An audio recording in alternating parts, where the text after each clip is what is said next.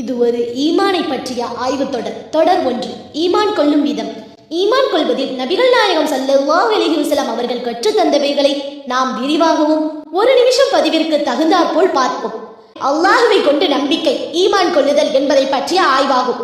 அதாவது அல்லாஹ் ஒருவன், அவன் தன்னுடைய உள்ளமையிலும் பண்புகளிலும் செயல்களிலும் இணைத்துணையற்றவன். அவனுக்கு மாதா பீதா மனைவி மக்கள் உற்றார் உறவினர் எவரும் இல்லை.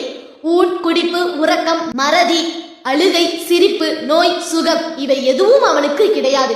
பல நிறம் பல குணம் குணம் மாறுதல் நீளம் அகலம் நெட்டை குட்டை ஆகிய அனைத்தையும் விட்டும் நீங்கியவன். அவன் ஆணும் அல்ல பெண்ணும் அல்ல அழியும் அல்ல. அவன் இப்படித்தான் என்ற மட்டு திட்டம் அனைத்தையும் விட்டு தூய்மையானவன். முக்காலம் ஆறு திசை எண்கோணம் ஐயறிவு சந்தேகம் ஊசாட்டம் அனைத்தை விட்டும் பரிசுத்தமானவன் என்று நம்பிக்கை ஈமான் கொள்வதாகும்.